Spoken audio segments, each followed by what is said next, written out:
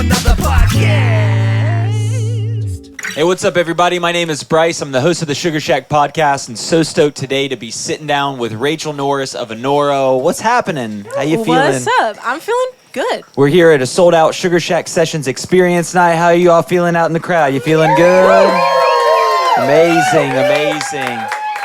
We've been eating some amazing food, great drinks. Shout out to Steve from Chartreuse slinging drinks tonight. Y'all enjoyed the drinks from Chartreuse? It's incredible. Chef Greg, come on, dinner. Wasn't that amazing? Thank you so much, Chef Greg. And Rachel, thanks so much for coming. And how you feeling after your Sugarshack session? Man, I'm feeling amazing. Super just stoked to be here. I don't know. It's hard to put into words, like, what goes on during the performance. And, you know, you're just kind of, like, reeling from it all and, like, unwinding. But I feel good. I feel like we did the best we can do, and it was awesome. Yeah, so, you guys absolutely crushed it. Amazing session. Can we give it up for the band really quick? Yeah. Are they amazing? So much to talk about. I mean, you're a new and upcoming artist, and you've had some cool opportunities recently to work with some amazing artists. I'd love to hear more about that. You did a really cool song with Stick Figure recently. I did. And so share a little bit about that. Yeah, so I released... do I look at the cameras? I mean, whatever you want to do. You can look at them, or you look Maybe at me, not. or look at them, whatever you want to do. You know, I just got thrown off for a second. So, yeah, we released Love Me Easy in 2022. Yeah. Yeah, and that was just like an incredible collaboration. It all started 2020 pandemic. Right. My sister and I, she had a writing opportunity out in Antigua in the Caribbean, and she didn't want to go by herself. And she was like, hey, you want to come with me? And I was like, yeah, I'll go. Because at the time I was just, you know, I was playing winery gigs in SoCal, and currently winery gigs, like that's like bar gigs for us here, but they're in wineries. So or winery, it's something? actually fancy. Like, you know, it's like you can make a legit career out of like those gigs. I did play my fair share of bar gigs, but and like what cover stuff? You're just playing covers. Just like covered. What kind of covers do you play when you're at winery gigs? I played, I don't know, some of this, some of that. A little bit of this, a little bit of that. I played some Maroon 5. I played some Amy Winehouse. Right. Just like what you would think is on like top 40, but maybe like 2000s-ish. Right. Some Nora Jones, some Sublime. You do give me a little Nora Jones vibe sometimes. So is that an inspiration of yours at all or anything? You know, I respect her and I've loved her music, but I haven't really like marinated in like her music. to the point where it would influence. Like Amy Winehouse was definitely that, like Billie Holiday, Nat King Cole type. Mm-hmm. That was kind of over there. Listened to a lot of like Michael Bublé. But yeah, she's amazing. Just didn't get into. My sister loved her. My sister played Nora Jones all the time. So, maybe maybe that's it's not my thing. Maybe it's your sister's thing or something. No, not at all. I don't know. There's just like some artists that like click. You connect with more than others. And then you just like listen to it. Like I just kind of tend to find an artist and then I'll just run that forever. Yeah, like I know we're rabbit ever. trailing, but like what are some of those artists for you that are just like you keep going back to? I was so proud of myself during like the last 2 Spotify raps or whatever. I was like top like 1% of Alan Stone's listeners. Hey, Alan Stone, right? He's really rad, yeah. Been stuck on his music for a couple years now. I played a lot of his when I gigged. I played a lot of his covers. Really rad artist. Yeah, amazing. There's some Ed Sheeran. So it was just like a hodgepodge of like my absolute favorite songs, and then some songs I thought people would like to hear. I actually played some originals, and there was a casino I played for, and I actually got fired for playing my originals. Oh snap! Really? Yeah, some outlaw shit. It was crazy. I was like, I actually had a guest. Yeah. They That's walked up what I'm to talking me. about. Yeah. Yeah, I had a guest. They walked up to me. They're like, do you have any originals? Can you play them? And I was like, oh, yeah, definitely. I'll play them. Yeah, if you get a fan request to play an original, so they you're going to asked send me, it. Yeah. I played it. The guy called me the next day. I heard you played some ballady songwriter songs. And I was like, yeah, I did. And then he was like, all right, so we're taking away the like 4 other gigs you have booked at this casino. And like, damn. That was like... Yeah. That was pretty crushing. But then I like got back up and I'm like, dude. bye. fuck at the that. I don't know. Sugarshack now. Yeah, right. Exactly. Let's go. So, Playing original music. Yeah. but I mean, all the other venues, I played originals. People were like, "Yeah, this is awesome." Yeah. Even like the people who like what hired it is, me. right? Las So, Vegas just- or whatever. Like it is what it is, right? Is that what they say there? No, I don't know. Las I'm Vegas. just saying. I don't know. Wait. What were you saying? I don't know. I'm just saying some places are like that, right? Like some places are I just, didn't, and I it didn't is get what it is. to Las Vegas. I don't know if I will. Wait, yeah. So where were you playing that then? Why did I Southern think California. Southern California. Wow. Sorry, I'm drunk already. Sorry about that. But I did grow up a good amount of my childhood in Lake Havasu, Okay. Arizona, which is 2 hours from Vegas. So Okay. All right. So Viva- back to Viva Las Vegas. Love Me Easy. yeah, Yeah. Okay, so you went on a songwriter's retreat with your sister. yeah. And take me from there. Okay, so little Rachel barista doing my thing. In the middle of a rush, I have a hook, Love Me Easy. And I was like, okay, I'm gonna stop, put down like the coffees I was making, and then I like ran in the back, made a little memo. I was like, Love Me Easy. Right. And then that's all I had. So then my sister comes to me and is like, hey, I have this opportunity to go write in Antigua. And I was like, okay, I need to write. I really want to at that time I was developing myself as like, I'm gonna do this Anora thing. I'm gonna do an artist thing. Didn't have the name Anora in my head yet. But I was like, okay, this is a good time to write. So while she was doing some studio stuff in Antigua, I was on this producer's porch. His name's Torsten Stenzel. And he, they're recording, and I'm just like on his little porch and start strumming some chords. And then I was like, oh, I'm going to use that Love Me Easy thing. So then I wrote Love Me Easy, brought it to my sister that night, and she was like, what if you made it reggae? And I was like, that's a good idea. And we had been, in Antigua feeling kind of the reggae vibe. We were super stoked to find out, Cuba's like not that far away, and that's where my mom was born. So we were like, dude, we're in like the Caribbean. Like this is our roots almost. Yeah. Like this is so cool. Really cool. And I had been listening, my whole life just listened to a hodgepodge of reggae artists, but never thought I could do it. But she was like, okay, let's do this. She made it, wanted to show it to the guys. I was like, no, this is my song. I don't want to show it to anyone. I'm going to go record it on my own in LA with this producer I found, whatever. She's like, no, show it to them. So we show it to them, and they loved it. They like fell in love with it.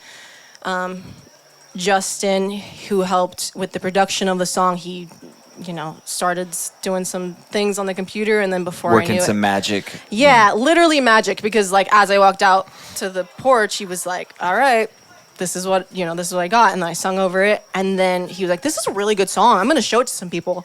And I was like, "Oh, okay." That like you hear that all the time. Like I've been doing music for a little bit. Like you hear people all the time. "Oh, I know someone. I'm gonna show it." To people." Yeah. Well, he knew someone because he showed it to Walshy Fire, who's of Major Lazer. And I was like, okay, yeah, Walshy Fire, whatever. And then just like a little skeptic over here. And so we left Antigua, didn't really hear anything more of that. I was actually kind of low-key sad. I was like, okay, here's like another like dead end like music thing, like whatever. Months go by, finally hear from Justin that Stick Figure liked the song. And I was like, okay. Scott jumped on, did his lyrics, did his part of the production, and yeah, it was insane. Really cool. Really cool. Yeah, I was not planning on that. Yeah. And so they loved the song, and it marinated a little while and circulated at Ineffable, I guess, and then then we published it, and that was just a dream. Do you feel come like true. that kind of helped launch some things for you? Yeah, I think it definitely gave me a platform for when I recorded and like released other songs to have listeners, because I think my listenership would have been so low if I had just done it just by myself as I had planned. So that was like just having people believe in you and have that step up in the game, which people don't get that. Like I feel so thankful that was like my opportunity, and part of my story was to like, oh, like I'm releasing a song with Stick Figure. Yeah. Like epic. And he just loved the song. He didn't care that I was just literally playing bar gigs, and he was just like, I love your voice, I love the song, it meant something to me, so I wrote over it, and like, let's do it. So Cool. So Really, cool. it's a testament to writing a great song. Congrats on writing such a great fucking song. Thank you. Yeah. Thank you. it was a group effort for sure. I had the lyrics and the melody. My sister threw in a line, and then yeah. Sometimes it's the best that way, though. It was when people the best parts of people come together and work on a really fantastic song. And still one of my favorite songs to date. Yeah. Like I was like, I wrote that. Okay. Right. Okay, Yeah. They cool. feel like they just dropped from the sky or whatever. So even like the record label was like talking to me on the phone because I've never met Stick Figure or Scott in person. Everything was through like phone, texting, emails. And we all did like a conference call, and they're like, how'd you land this? And I was like, I don't know. It must have been a God thing because I have no That's awesome. idea how this happened. So Yeah. definitely gave me that belief in myself to like pursue it. And then next thing I knew, I was writing with Hyrie Trish. Yeah. And she was amazing and such an encouragement, just like seeing that she was a mother and, you know, just writing music, doing her thing. And I was like pregnant literally as I wrote Hello with her. Yeah. And she's like, you got this. You got like, you know, you're empowered. You're pregnant, whatever. And she was amazing. So I got that, and she believed in the song. I wasn't supposed to even be on that song. I was writing it with her for her. And she's like, damn, you have to be on that too. And I was like, okay. So cool. So I'm just like going along for this ride, and it's been really, really, really cool. That's awesome. Yeah. That's so cool to hear. Where did you come up with the project name? I mean, your name's Rachel, but you've kind of branded as Anora. So where did that come from? So it kind of tied into the Love Me Easy thing. I was doing all my like gigs actually as kind of my nickname, Rocky. It was funny. My mom calls me Raquelita. Okay. And so like Rocky. Like, where did that come from, Raquelita? My abuelo, he used to call me Raquelita, and he actually had like birds he trained to say my name, and so they sing it. It's crazy. Wow. Yeah. So What's your background again? Like, what's your ethnicity? What are you like? I'm a mutt. Okay. So my mom's Same, but whatever. born in Cuba. Okay. Came here when she was 2. Uh-huh. Then my dad is very mixed. He's Puerto Rican, Hawaiian, Chinese, Portuguese. Got it. All his family's from Hawaii. So, like, do you lean on the Cuban side, or for both, I can't speak Spanish like at all. I'm awful. My you mom's. have a good accent for it, right? I Like learned how to singing. copy them. Okay, Yeah. I learned it. I learned all of it, but not the language. I was Yeah. just like, ah. But my mom was fluent. My dad, he's kind of a SoCal boy. So like, even though he's like Puerto Rican and all these mixed cultures, like he's definitely leans into like Cali boy, Hawaiian. That's like his Got it. vibe. So I really kind of meet somewhere in the middle. Sure. But also feel very watered down. But it's a cool blend, especially for songwriting and just your style. You know what I mean? Yeah, a it's really eclectic. It's eclectic, yeah. But I Yeah. think that it's at that crossroads that like new music comes out. You know, Yeah. new genres, new styles, and that's what people are looking for. You know, something new to kind of grab a hold of. Yeah, you know? definitely just growing up listening to everything from like classic kind of like Havana music and like Gloria Estefan and my dad's over here listening to like these guys called the Crater Boys and then Israel Kamaka Wiwo Ole, the guy who does and so Yeah, right. He does the Somewhere Over the Rainbow. Somewhere Over the Rainbow and cover, like yeah. there's a song called White Sandy Beach and so growing up with so many things and then being like, you know, an adolescent in like pop and listening to punk and then throwing in some country and so like it's just everything is like an inspiration and so it's cool. But you're an indie kid a little bit too. Like you like indie music and look how big that. I think that's the same one, guys. He wants to be in the see podcast. that? Did you see how big this is? He's like, interview Get me. the fuck out of here. Giant palmetto bug on my chair, yo. He wants you to ask him some Fuck questions. out of here, bro. Yeah, bug experience. Holy shit. This is I think one of This these is a days jungle. we're gonna cut like a compilation video together of every time I'm like swatting a bug away. Oh my god. Anyways, yeah. what were we talking about? I don't remember. We were talking about me, guys. Yeah, we were talking about you. Oh, your name. Where did the name Anora You're come so good from? at remembering that. I'm I like trying. trailed off I'm like 3 way cocktails far. in right now. I'm doing my Doing best. great. I'm like completely sober and have nothing to. Right. No excuse. So yeah, Nora tied into the Love Me Easy thing. I was doing Rocky Norris around the wineries. Just kind of was like my nickname. It was like on Instagram available. And then the guys were like, hey, like, have you thought of changing your name a little bit?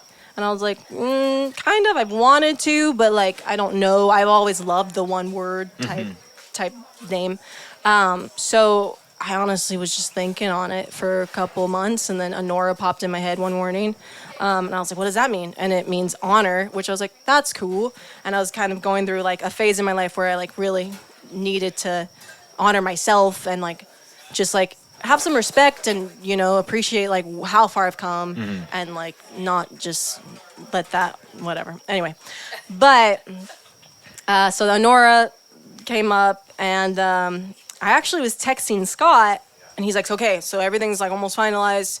You want to go with Anora? And I was like, yeah, or I could go with Rachel Norris. And he's like, nah, I like Anora. And I was like, okay, Anora's cool. If Stick Figure said it, then it's that's move. it. That's the one. So yeah, that's how and that two, went. like I think it's already started to take shape. I mean, you know, just being here and us knowing you as that project, like it's almost like weird, right? When you name something, it takes time for it to like become like even a kid. You're like, did I choose the right name? Right, totally. Like I was that way with my project. You know what I mean? It's just like it's still sometimes like it's so cool. with it. It's such a good name. You think so? Sun State Blues. Yeah? I like it.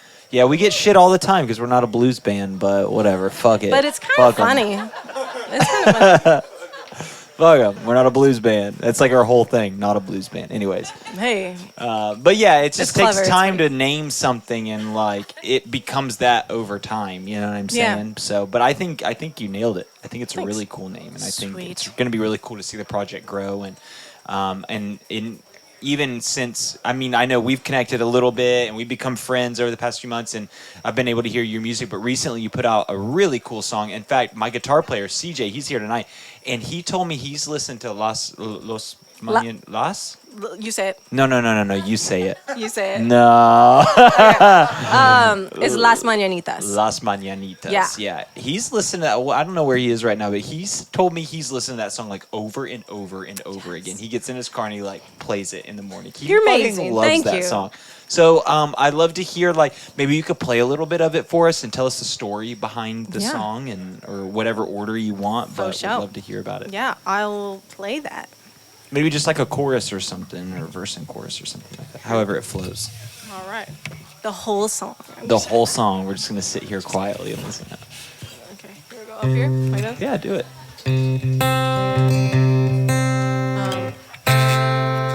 Mi corazón falta sentir. I wish you were right here with me, singing the songs that we used to sing.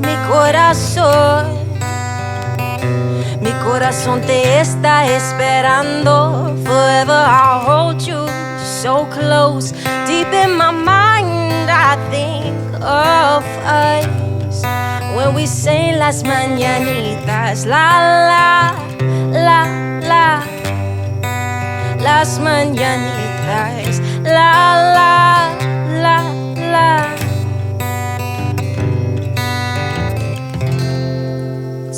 So beautiful. What an amazing song. You are such. Come on, let's give it up. Let's give it up for Rachel. You're such a good songwriter. All right, so tell us about the backstory of this song. All right, it's a sad story, guys. All right, it's all right. We're here for it. So Las Mañanitas is traditionally like a Latin birthday song, song on everyone's birthday to just honor them. And so my grandmother on our birthday, she would call us and sing that song to us. Like literally not even say hello, but she'd be like, Estas son las, and just go and sing the song. And it was moms and grandmas. it was so amazing. Yeah. And then, so my grandmother, we called her Bama. And then there was my great grandmother. We actually called her Abuela, which is kind of funny. But it was so long ago, but she had open heart surgery like into her, elderly years. And it was actually around her birthday. And my dad was like, it'd be so sweet if you guys learned that song. We were like, stairs, me and my sisters, just like little stepping, one after the other. And so we learned the song for her. He'd like play it on the computer for us. And we're just like little, I think I was 7. And so I remember after her successful surgery, like they rolled her out, and then we sang her. I don't even know if we sang it right, but like we sang the song for her, and she loved it, and then that tradition kind of just. That's when the song kind of meant something for me, I think, as a kid.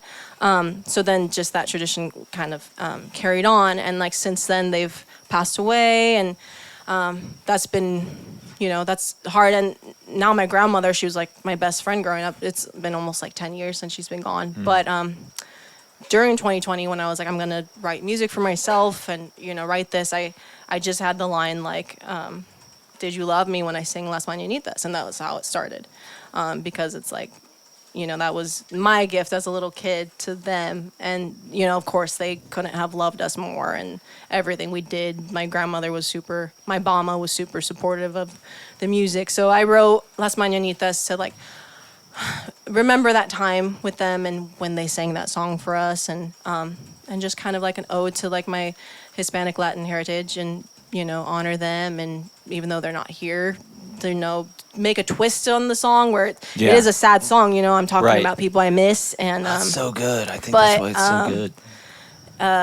The Spanish translation for "Mi corazón falta sin ti" is like what pretty much my heart is missing from me because they're gone. So, and then there's another Spanish part where it's like "Te está esperando," and it says like my heart is waiting. But you wrote that in Spanish, so you don't speak Spanish, but you wrote it in Spanish? Like, how did that? I Googled it. Ah. And then I had a little cheat, because I had... You still wrote that song, so shout out to you. Thank you. Yeah. I had really wanted to write, like, a completely Latin song, or like Spanish song, and one day I think I will, but that was kind of like my little step into it, and so I was great like, job. I mean, the I whole thing Googled flows, and the way you worked. flow in and out between like Thank languages, you. Spanglish, there we go. And so like I asked my mom, I was like, is it right?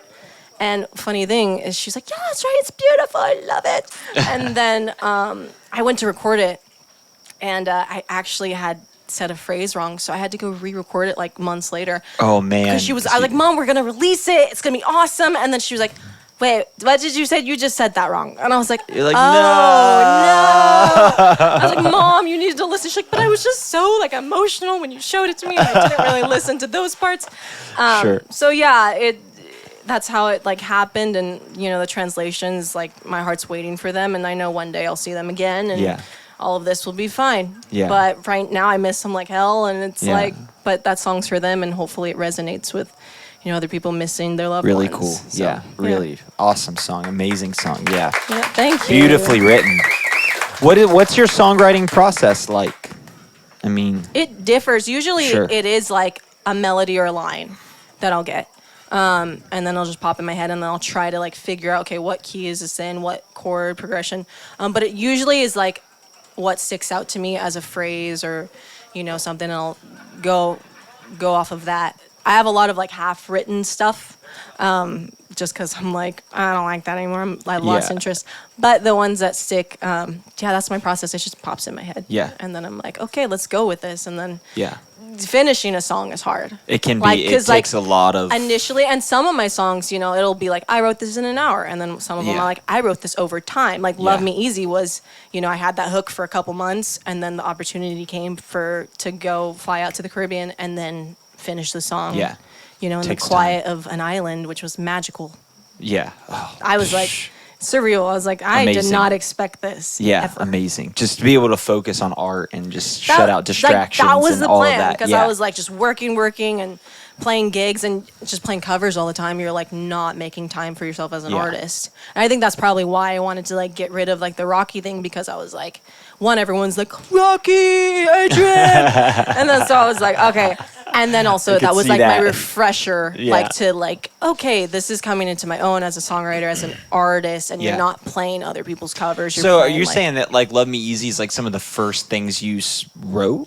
Yeah. Like, as like Anora. Right. The first things I wrote. Well, no, I mean you being serious and like taking a real effort. And just being like, because prior to that, my sister and I, we were in a band, and we did like a pop punk band in Nashville, and everyone's like, "You're good, but we don't know what to do with you." Actually, Everything Is Blue is from that time in my life.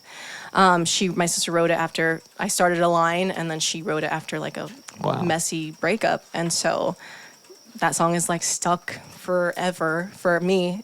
But it's new to everyone, so that's cool. Yeah, really cool. But yeah. I wanted to take a moment because, we've connected a little bit over social media and stuff leading up to this. And, a lot of people, a lot of artists and bands, they come in and out and we connect with them at different levels. But I just wanted to take a moment and thank you because, since we've connected, you've, really, followed my band and, engaged on our socials. And I don't know, it's just meant a lot to us. So I just wanted to take a moment, publicly and say, Rachel's the real deal. And she really backs people that are kind of in this similar spot of just, indie artists trying to, get their projects off the ground. And so just thank you for your support and just believing in us. Happy to. I appreciate that. Yeah, absolutely. More than I appreciate it. Any questions for Anora? Towards the end of the podcast, we open it up to you guys. Anybody have any questions? Yeah, what's up? Where does Lovely come from? Lovely? So I wrote that song also in 2020 for my husband to kind of thank him for dealing with me as the hectic artist, the hectic, dream that this is and going along for the ride. Because actually in the beginning of our relationship, that was a big question.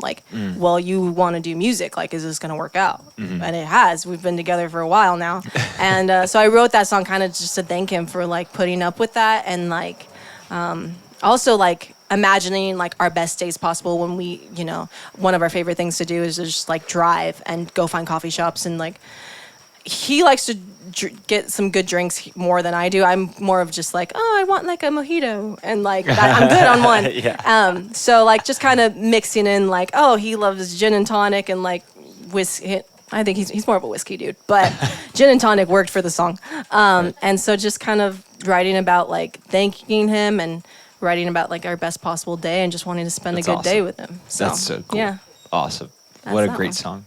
Yeah, coming back to just great songs. Thanks. Great subject matter, and you just deliver it well. They're just great. It's great music, man. It's awesome. Anybody else got a question for Rachel before we wrap up? I have one. If you could do a collab with anyone alive or dead, who would it be? Ooh. Oh, you just made that 10 times harder with Anybody alive or dead? Alive Yeah, or that's dead. hard. Because I'm okay, these are the people if we're all alive. You should do one of each. You should do somebody alive and somebody dead. That way you could have a cool, I don't know. I never thought about no.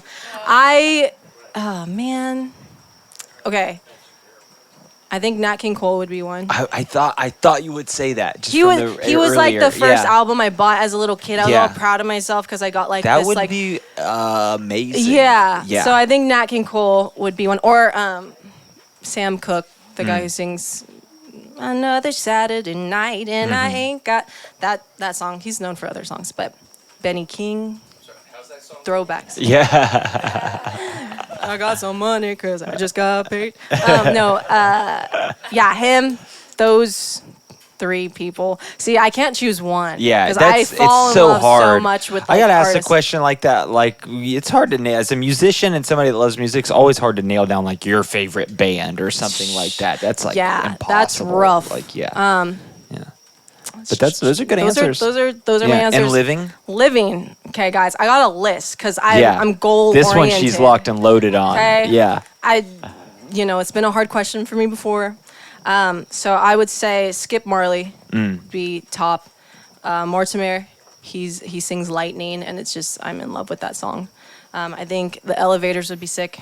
Really sick. Really, really have gotten into Surfer Girls music lately. I think it's because of this Sugarshack thing, and I was like, Carter's dude, man. this dude's amazing. Yeah. This is so good. I would love to actually collaborate with my sister Oli, and actually just put out a song together. Man. Those are some really good answers, though. There, and then not on the scene. Alan Stone, Post Malone. Yeah. But I heard there's this really good band in Bonita Springs. Oh, yeah? And I think our genres are a little off, but I think our voices can We complement could figure each it other. out. We could figure something But out. Sun State Blues. Yeah, I listen. I have I'm down. some folky songs that I'm down. It'd be fun. 100% down. Absolutely. It would be so fun. That's awesome. Modest Yahoo too. Yeah. There's just guys. That's So many a people.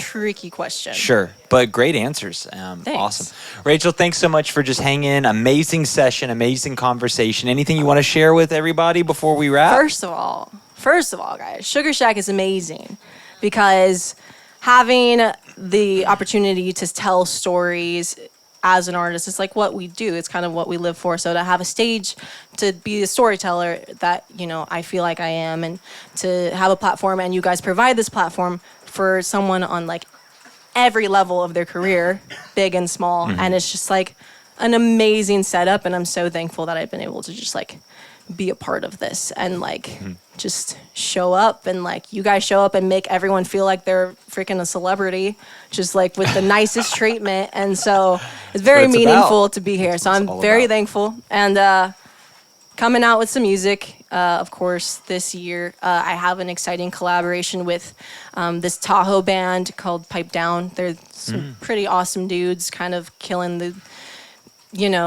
indie game, and they're just doing everything themselves and booking festivals already. And Sick. So we got a song together. It's called Mexico. Cool. And I'm pretty excited for that That's one. awesome. Pretty Can't wait excited. to hear about it. Thank you so much. And what socials? This is Anora. Yes. At This is Anora. Anora on Spotify. Make sure you follow her on Spotify. Follow her on Instagram. Share this post. Yeah. Get the word out. Get Anora's music out. One more time. Come on. Can we give it up for Rachel and the whole Anora crew?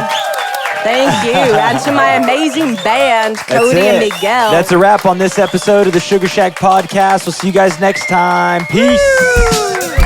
Bye. Sit back, relax, cause it's time for another podcast. Looks like we made it back to the Sugarshack sessions. It's more than just a moment, I see it as a blessing. It's about the magic of the lyrical expression when we're all here at the Sugarshack session. I forgot to mention, nobody should be stressing. It's about that love and that human connection. Set the vibe right, and that's without a question when we're all here at the Sugarshack session. Oh, it's a Sugarshack session. Whoa, it's a Sugarshack session.